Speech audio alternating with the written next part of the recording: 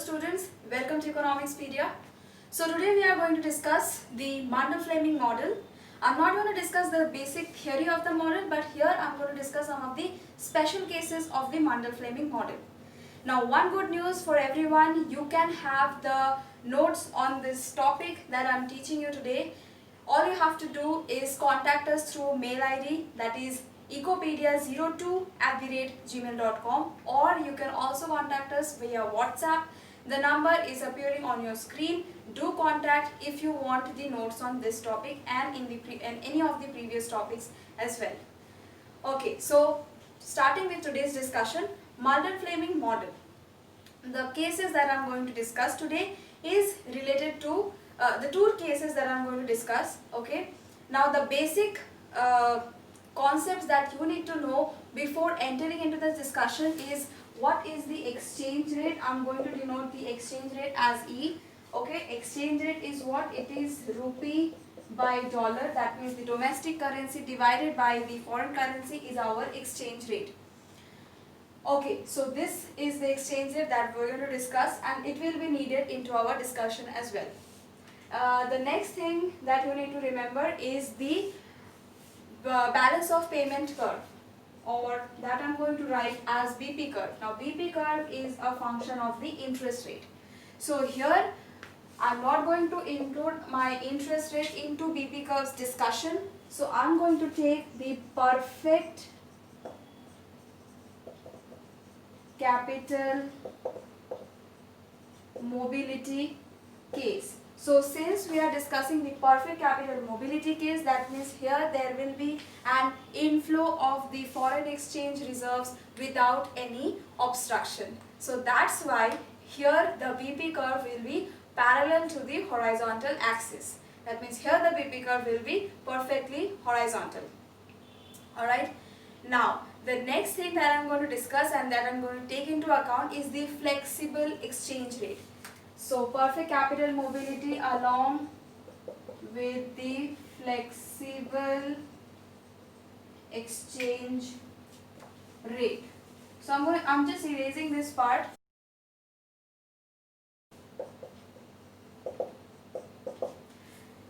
Now, since we are considering the flexible exchange rate, that means here the government plays no role in order to determine the exchange rate of the economy.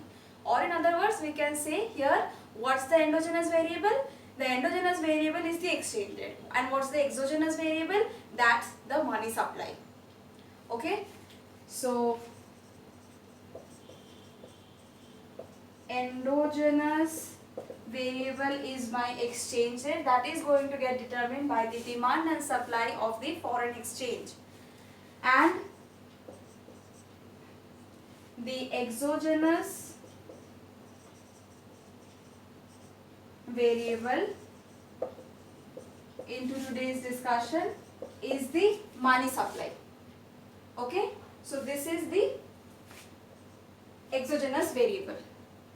Okay, now the first case that I am going to discuss is monetary expansion, or we can say monetary policy. Okay, so I am erasing this. I hope you have written it. Now,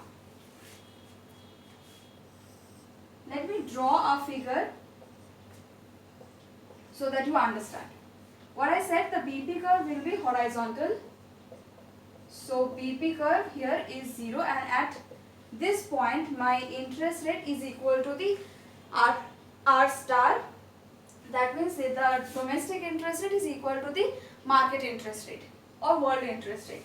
And now this is my IS and this is my LM curve, LM naught, IS naught. So this is my equilibrium 1, or let me write it as capital E1.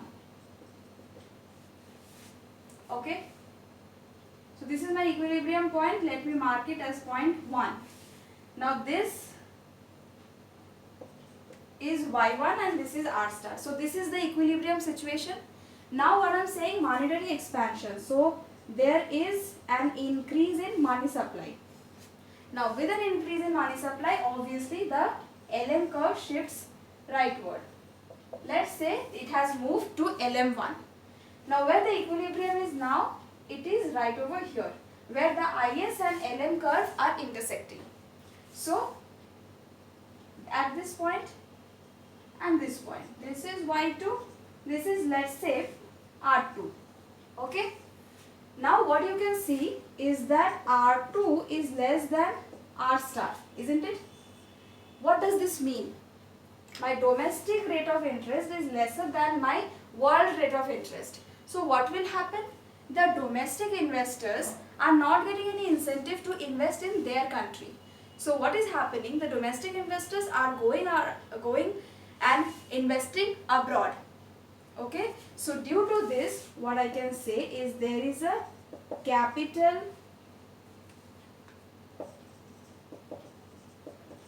outflow is taking place. So capital outflow is taking place. That means there is a deficiency in the capital market. Okay, there is a deficit in capital account. Okay, and here what I have said that we have a flexible exchange rate. So under this scenario, the exchange rate itself will adjust to clear out the market. So how the exchange rate will move? Exchange rate will depreciate. Yes, exchange rate will depreciate. So if this happens, we can say that the foreign currencies are higher than the domestic currencies. So what will happen? The export of the domestic country will increase. The export will increase. Since the export is increasing, the net exports is increasing. So that's the thing. The net export is increasing. And if this happens, net exports. Now net export is covered by which curve? The IS curve. So very simple. And the IS curve now shifts to right to IS1. Now see at this point number 3, we have an intersection of the 3 curves. The LM1, the IS1 and the BP curve. Okay, I hope you can see. So this is how we can say the ultimate adjustment is taking place, and you can see if I mark it, the output has increased from Y2 to Y3. So total there has been an increase in output from Y1 to Y3. Okay, so that is the scenario, and see again we are back to the original rate of interest. That is why the monetary policy under flexible exchange rate is fully effective. This is a very important question that appears either in the form of MCQ in UGC NET or in the form of subjective questions in many of the IAS exam, IES examination. There is eco-optional paper of IAS and many other areas as well. So this topic is very much important from the exam point of view. Alright, so this is how the monetary policy is fully effective under the flexible exchange rate. Now, under the same scenario, that is with perfect capital mobility and flexible exchange rate, I am going to take the fiscal policy and let's see whether that is fully effective or not. Okay, so now taking up the case of the fiscal policy. So fiscal policy means what? That there will be a change in the IS curve. Now let us take a situation and imagine that the government expenditure has gone up. So due to this, the IS naught will move from IS naught to IS1. Let's shift it to the right and then it will look something like this. So the equilibrium will be now at point 2 where the IS and LM curve are intersecting. Now at point 2, it's very much clear that the rate of interest is higher than the world rate of interest, isn't it? The domestic rate of interest is higher than the world rate of interest. So what does this mean now?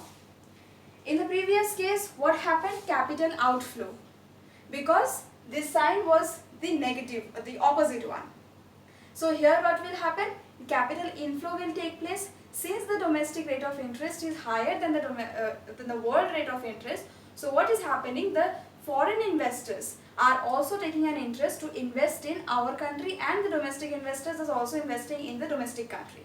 So as a result, the capital in the domestic country that increases. So that means we can say that there will be a surplus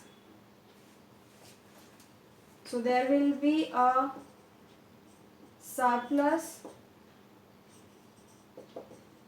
in the capital account. Okay, and since we have a situation with flexible exchange rate, and here the capital account is surplus in the capital account is taking place, so what will happen? The exchange rate will appreciate. Due to this appreciation of exchange rate, what will happen? The domestic currency gets a higher valuation as compared to the foreign currencies. So that is why import in our country, that will go up.